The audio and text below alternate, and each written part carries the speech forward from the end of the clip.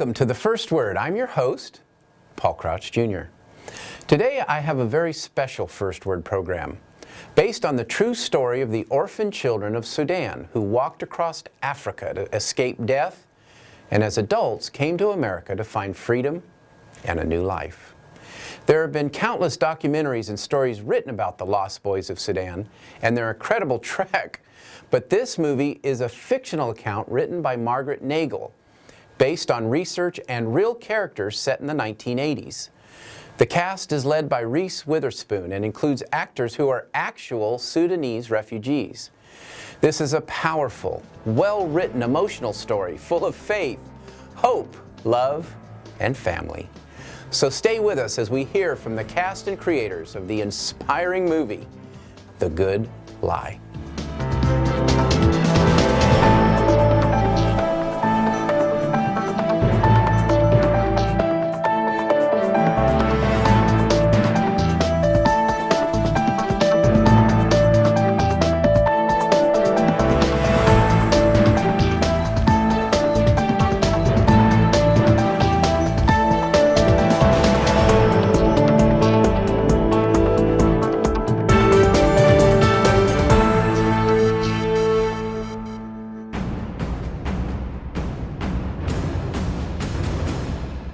The film is a story of Sudanese refugees that came to America and had to acclimate to American life. It makes you really think about other people's life experiences. The Good Lie offers real insight into the tragedy of that time and the triumph of the human spirit that existed through those who managed to survive. Set. Getting to actually work with real refugees, Emmanuel Jal and Ger Douani, really brought an authenticity to the story. This is called ice. This is what winter in America feels like. The story is almost like my story. I've lived in a refugee camp for many years. One of the things I said is we have to go shoot in Africa and we have to cast real Sudanese people. Your stars look so much like ours. And that they really brought the sensibility of people who had lived in refugee camps and were invaluable in the process of making this film. Many church groups took in these refugees and really made it their mission to help them get resettled. Young refugees wait and wait and wait, and finally their dream comes true. They're gonna get to come to America. Our names are on that list! You must be the guys from Somalia, Senegal. Sudan. Did your luggage come down the chute? Great. And that initiates a new chapter in their lives, but a far more complicated one, of course, than they could ever dream. In America, we are nothing. That is not true. This is a journey of a country. We have to tell the world our story. What's our story, anyway? I'm not sure. They seem pretty traumatized. I had 34 brothers and sisters, and they all died but one. You need to be here with us. I don't think they're gonna make it if they're not together. The Lost Boys story is an important story to tell because these things still happen in Africa. It's certainly a film that will make you see a different side of life that I think a lot of people are interested in but just don't know much about. I wonder if your church group would help me hosting a refugee. You sure you're ready to take this on? Definitely. It entertains on a lot of levels. It's a great human interest story, it's funny in places, and it's very, very emotional. It was a really exciting experience being able to make a film like this.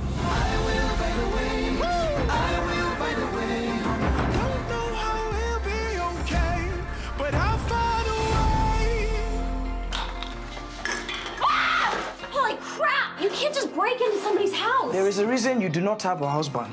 Okay, thank you so much. The Good Lie accomplishes a couple of different things.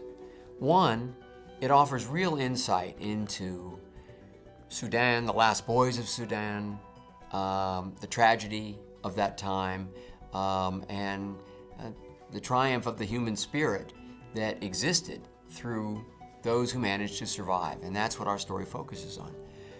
But The Good Lie is also classically American in that it's an immigrant story, and that's what America has always been, a nation of immigrants. I was really immediately pulled in by the story of the Lost Boys and this story that I'd sort of heard in the news and knew a little bit about, but didn't have any extensive knowledge of any particular one story, and just seeing their struggle and how that they fought for their lives and to survive, and with so little resource and so little help, and then had this opportunity to start over again in America, and what inherent challenges that brought for them, and that it was this incredible opportunity to come to America and start a new life, but it was also, an incredible culture clash, and for a lot of Sudanese people, and also dealing with sort of the trauma of the life that they'd had before them. My name is Mamer Deng. These are my brothers, Jeremiah and Paul. You must be Pamela Lowy from Faith-Based Charities? Oh, no, I'm from the Forrester Employment Agency. I'm gonna help you find jobs, but I wasn't supposed to meet you till tomorrow, but the gal who was supposed to pick you up from your resettlement agency got stuck in her car. So, but anyway. Okay, did your luggage come down the chute? Great. Okay, let's go. The movie looks at this from a couple of different perspectives. Of course, the Sudanese, and the movie identifies what it means to go through that kind of transition, to love what America, could mean to them, and also come to grips with what it really does mean, and the possibilities, and also some of the conflicts, the drama that evolves from any kind of really dramatic transition like that. The movie then also looks at the impact of the immigrants on Americans, particularly our Reese Witherspoon character, who's a remarkable character, and is there sort of harried, trying to live her modern contemporary life. Yes, she wants to be helpful, but there's a lot going on in her world, and she thinks she can solve all of their problems. And in a lot of ways she does, and in other ways they wind up influencing her, inspiring her, actually, in ways that surprise, hopefully, the audience, and certainly that character. The film is a story of a few Sudanese refugees that came to America and had to acclimate to American life, and it's a story about clashing cultures, learning to value in other cultures what you don't have in your own.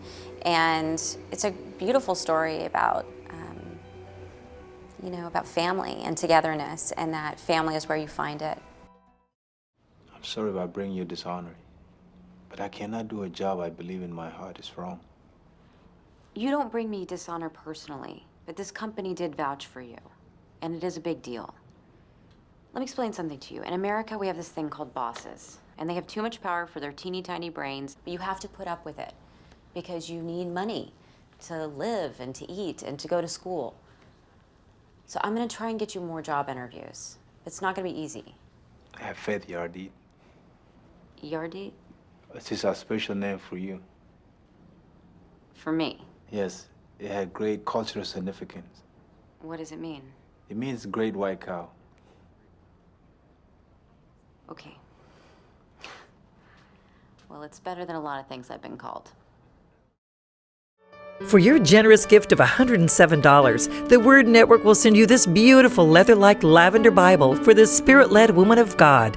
This modern English translation is richly etched with the Word logo and is an excellent study Bible or teaching tool. It includes daily lessons, profiles of Old and New Testament women, scriptures that edify the Word, daily devotions, colorful maps, deeper training on the power of the Holy Spirit, and guidance for your home and family. In addition, there are prayers and contributions from prominent Christian women like Lisa Bevere, Babby Mason, Marilyn Hickey, Mercy Lokolutu, and many others.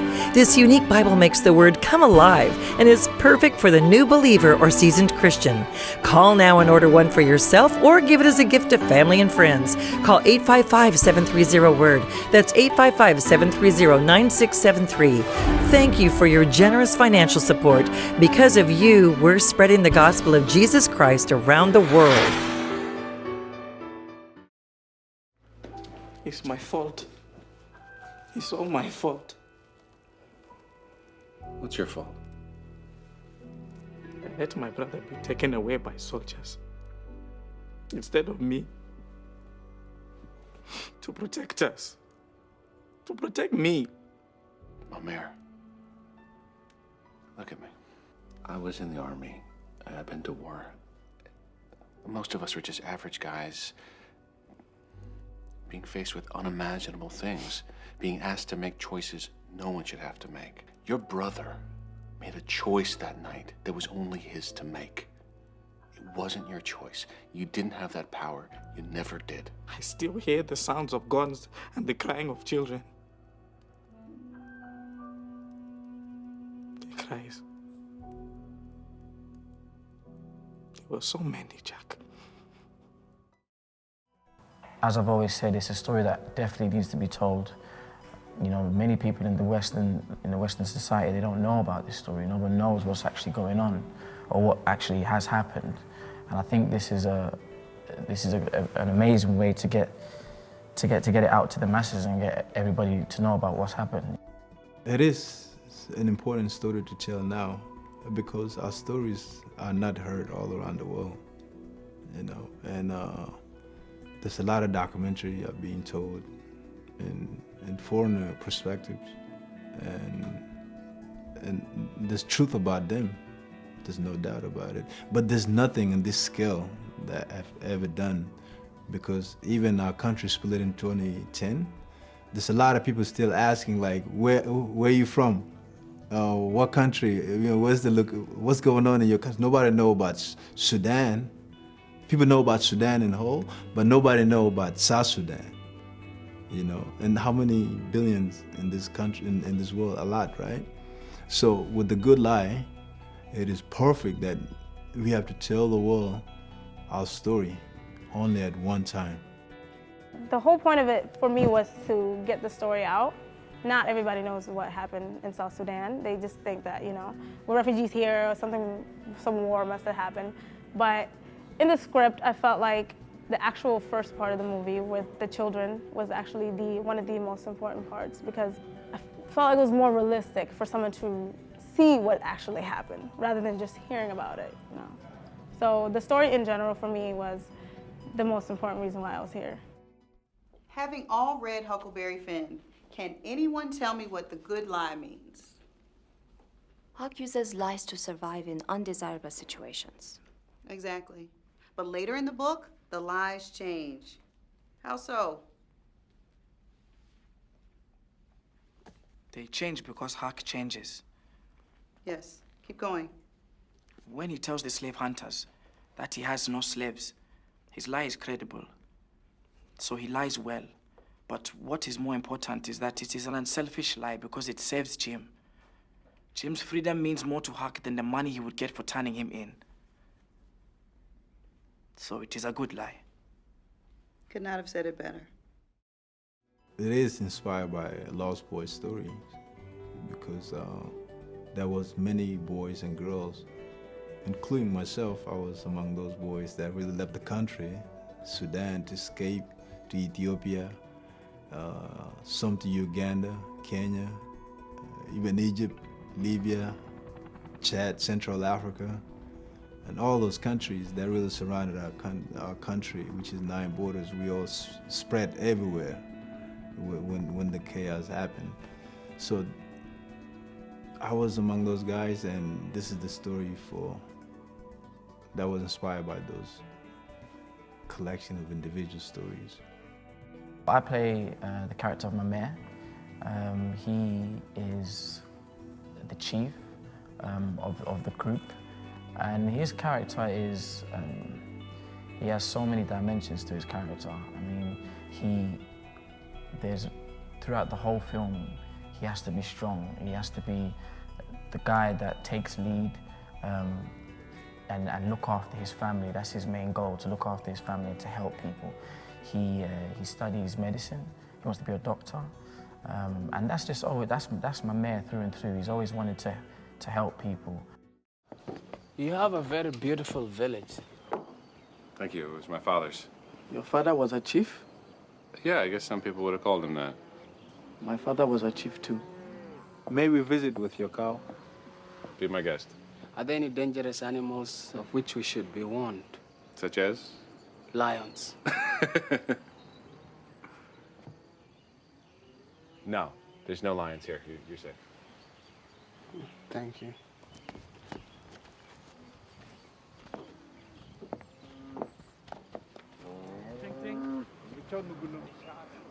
What's their story, anyway? I'm not sure. They seem pretty traumatized. When I dropped them off the other night, I said goodbye, and they looked at me like they were never going to see me again. It's basically about these kids who are in Sudan, and they leave Sudan and they walk for miles and on months on end till they get to a refugee camp in Kakuma in Kenya. And once they get there, they give them food, water, and education. And then what happens is a plane comes in every now and then and collects them and gives them refuge and gives them a lottery ticket to different places in the world, whether it be London, France. And in this situation, it took us to Kansas City. When we get to Kansas City, we meet up with Reese. And Reese's character, Carrie, she helps us get new jobs and helps us integrate into the Western lifestyle. I mean, you know, I had a dialect coach. I had to lose more weight. I mean, I feel like I'm skinny already, but I had to lose more weight because I'm playing a refugee at the end of the day. They gave me a nutritionist. I mean, it was a lot of work. I had to learn the language as well because I grew up in London, so I didn't know the language. I had to learn, you know, there's certain, in the film, I say bits in Dinka. You know what I mean? So yeah, it was difficult, but I did it. This is a very important movie for me. My journey as a lost boy is my story, but my story is not only just a lost boy. I was just a boy in a journey, and this is a journey that will continue with a good life, because we have walked thousands of miles. Now it's time for good life to carry on, and then I could just sit in one place and speak to people about it. So to have a movie like this in 2014 while we still have the same problem in South Sudan is very important.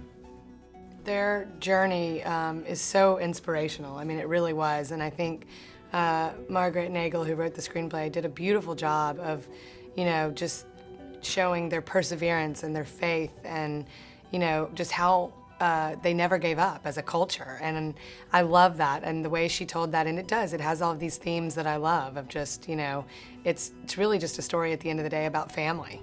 And it just happens to be the backdrop was, you know, this civil war and this incredible journey. But, you know, they end up in America and obviously found a family with Reese. And it's a great thing to be able to bring all of those into one movie. It's very rare, I think, that you find a screenplay that has all of those elements that, you know, you can laugh and cry and emotionally connect to in such a deep way. You know, we all grow into ourselves, into each other.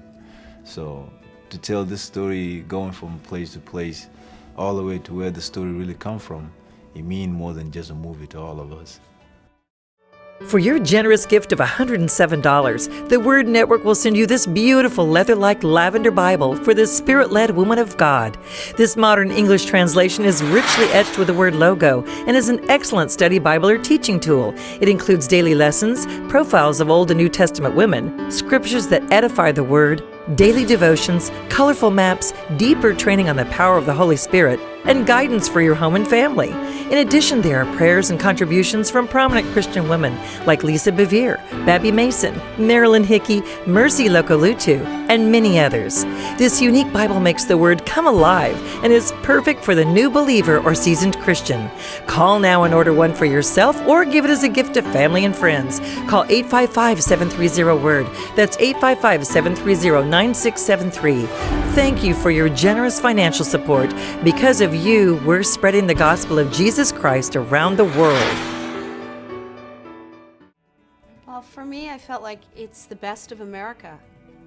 And it really is the best of America. And I come from a family where, you know, my mother's was Republican, my dad was a Democrat, my mother's from Missouri, my dad's South Dakota. We lived on both coasts, and I really wanted to make a movie about how great everybody is when they work together. So sort of the idea is, you know, these boys survive and girls because they work together. They come to America, and what happens is that the two sides of the story, we have like our church lady, Sarah, who's played by Sarah Baker, who's hilarious.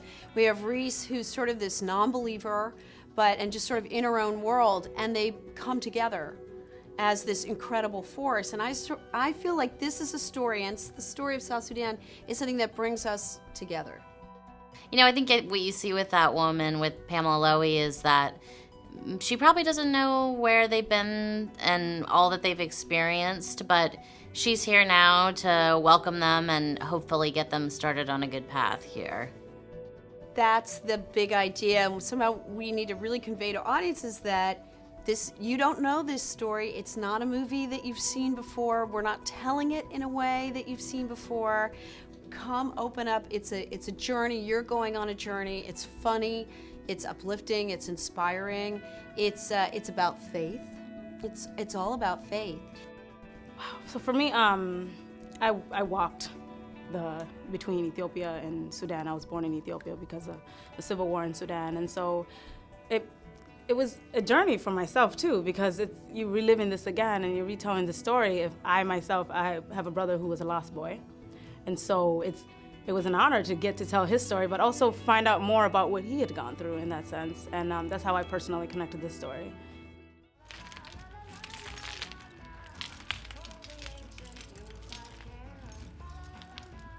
These Christmas decorations are very elaborate, yes? Oh, I go all out for Christmas. I make my own baby Jesuses out of paper mache. But Santa Claus doesn't come to Sudan. Well, he's coming here. So what time should we be expecting him? Very late at night. And only if you're good. He sounds like a burglar to me. Hey, Ramir, I left some groceries on the porch. Can you help me? Yes.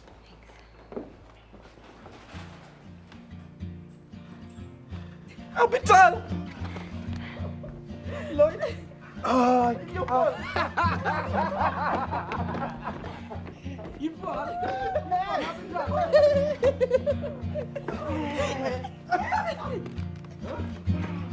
I like this Christmas!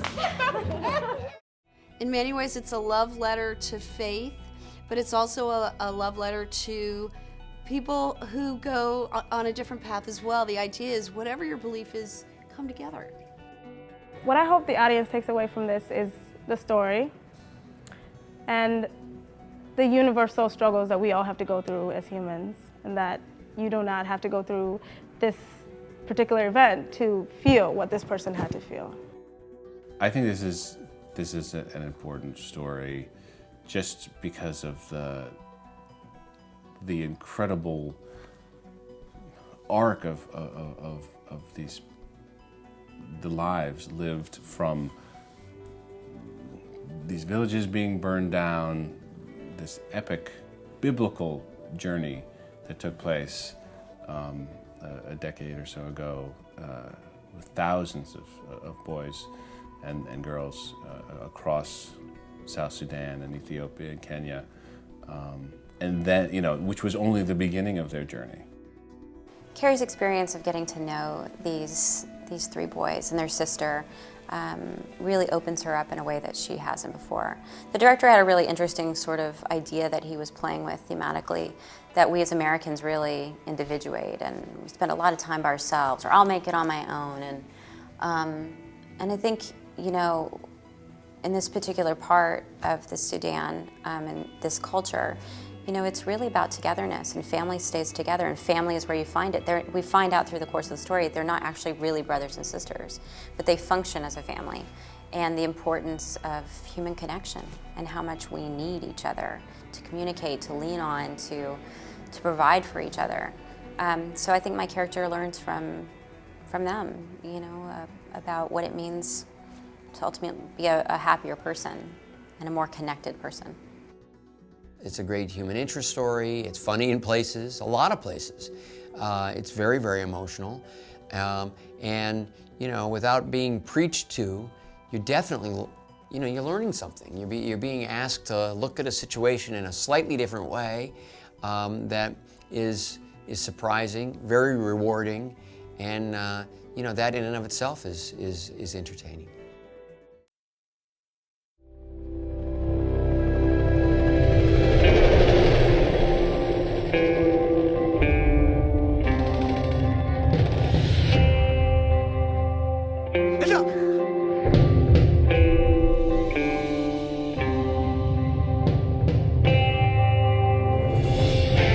This is called ice. This is what winter in America feels like. Our names are on that list.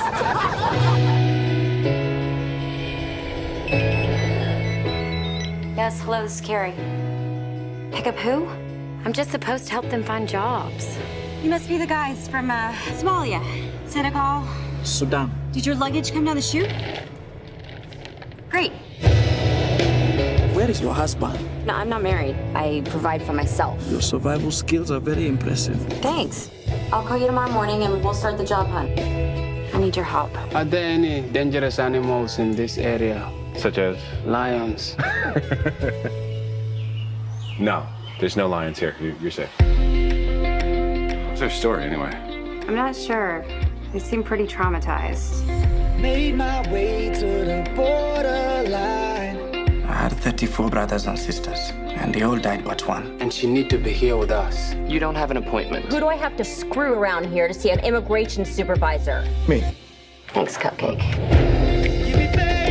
That's going to be a problem. All flights from the Kakuma refugee camp have been stopped. Since 9/11, the program here is stopped indefinitely. She's a child refugee of war. You sure you're ready to take this on? Definitely.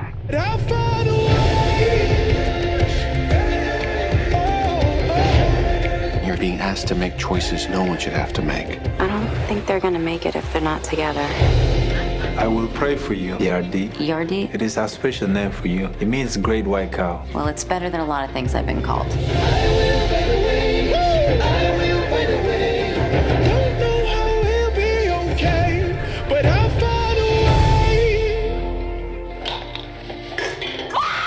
Holy crap! You can't just break into somebody's house. There is a reason you do not have a husband. Okay, thank you so much. I hope you've enjoyed this very special First Word program and a look at the movie, The Good Lie. It's a powerful film and a great reminder of what makes America great, and that the best gift Americans can give to others is the gift of freedom. I hope you've enjoyed the First Word today, and thanks for your support of this very network. Until next time, God bless.